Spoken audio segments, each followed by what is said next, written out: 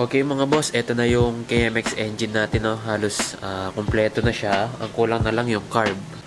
Ito yung carb niya guys. Hindi ko pa nalinis. Ngayon, i-restore natin siya today. Ayan, napakarumi. Una, i-disassemble na muna natin siya. Itong mga hoses muna, tanggalin natin.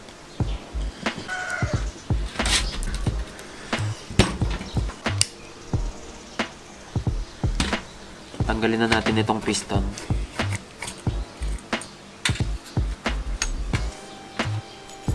Ayan, kompleto. Pati yung needle, original pa rin. Itong idle screw.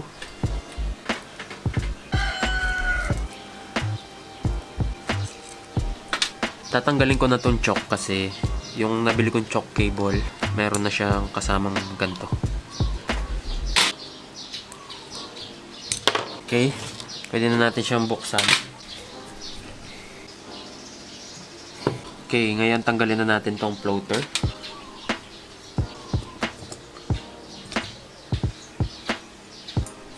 Tapos yung float bulb natin. Tapos tatanggalin ko na rin yung seat. Ayan, may gasket na rin siyang kasama. Itong bakal na to. Tapos yung main jet. So, itong main jet natin, stock pa rin siya. 102.5 pa rin yung size. Ayan. Buti naman at hindi pa rin napalitan. Tapos, tanggalin natin yung pilot jet. Nandito sa loob. Tapos, guys, ang pilot jet natin, dapat 25 yung size. Ayan. Stock pa rin. 25 din. Ngayon, tanggalin natin itong needle jet. Ito yung sa loob. So, sa pagtanggal nito, pupukpukin natin siya palabas. Dahan-dahan.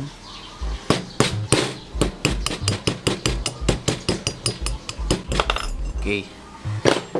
Ayan. Tapos tanggalin na rin natin tong drain screw. Ayan. Kinalawang na. Okay, ngayon pwede na natin linisan. Ang gagamitin kong panglinis, gasolina lang din. So, konti lang kasi mahal yung gasolina ngayon.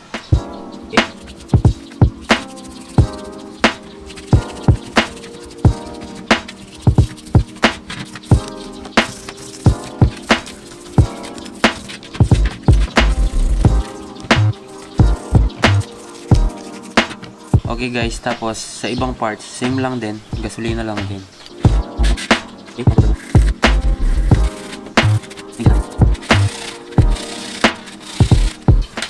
Okay, after nating i-brush yung mga parts, bubugahan ko sila ng hangin gamit ang compressor.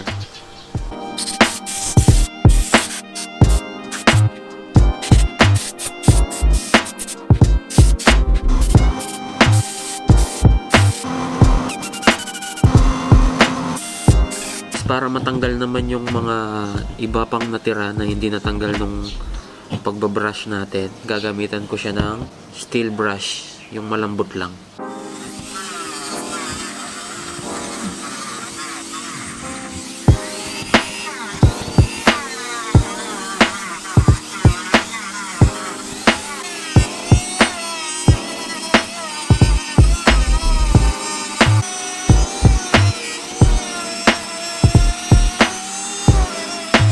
Okay guys, after ma-wire wheel, ito na siya, malinis na So, tapos binugahan ko na ulit ng hangin sa compressor. So, ang next is i-replate ko tong ibang mga parts. Ayan, para mas magmukhang malinis.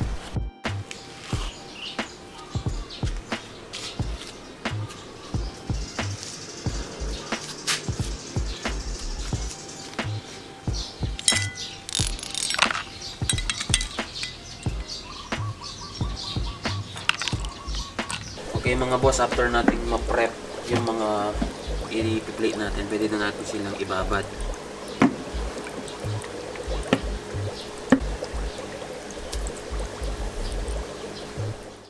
Okay mga boss, pwede na natin tanggalin. Ganda oh.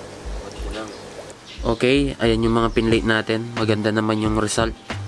Pwede na natin i-assemble yung carb natin.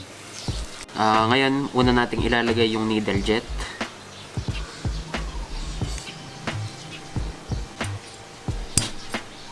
Tapos, pwede na nating ilagay yung main jet.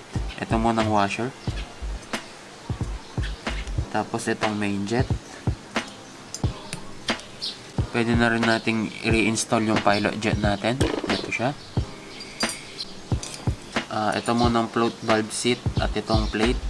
Ayan. Meron din tong mga gasket. Diyan. Tapos, isa pang gasket dito sa ilalim. Tapos, pwede na natin siyang ibalik dito. Tapos guys, itong float valve natin, ayun yun. Check nyo muna kung may visible ng bewang dito. Kasi kapag malalim na yung bewang nyan, madalas mag-overflow na yung carb mo. So, itong akin, halos wala pa rin naman. Malinis pa rin. Okay, lagay na natin yung floater at float valve. Ngayon guys, i-check natin itong float height. So, dapat yung float height natin is 21.1 mm. Ito yung caliper ko.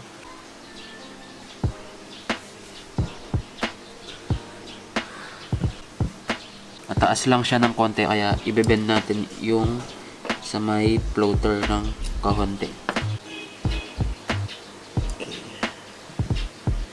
Okay, so ayan. Okay na yung float height.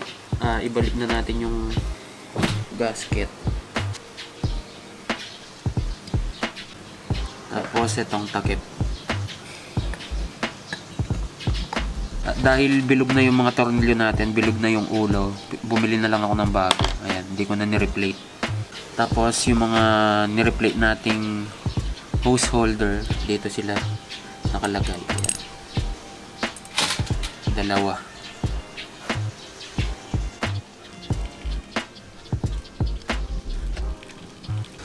Tapos itong drain screw natin guys. Ayan. At pwede na rin natin ibalik yung air screw. Ayan. Okay, sagad muna natin siya papasok.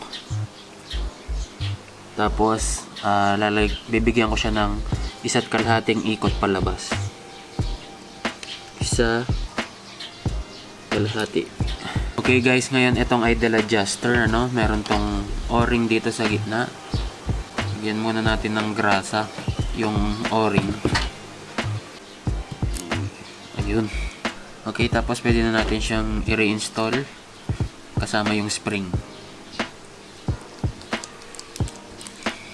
Okay, ngayon ito namang piston at itong karayom guys.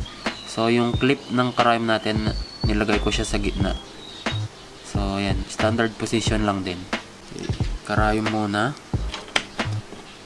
Tapos, itong plate.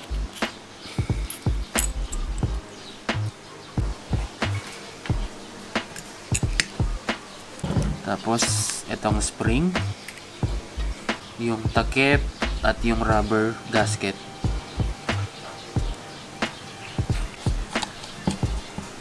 Itong cable adjuster guys. So, nandito na rin yung nut na nireplate ko. Okay, ilagay na natin yung mga breather hose natin.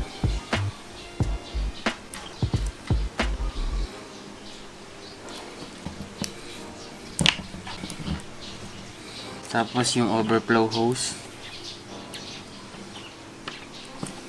So, naubusan na ako ng lock. Kaya itong overflow hose na lang yung lalagyan natin.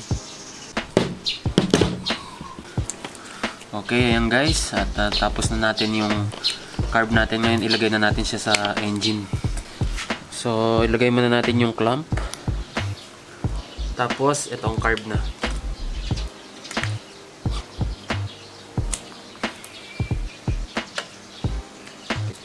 Tapos, yung mga hoses natin, dito sila nakapasok.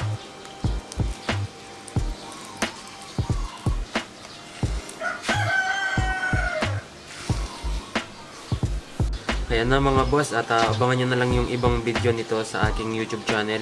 So ayan, hanggang dito na lang tong video na to. Ride safe sa inyong lahat.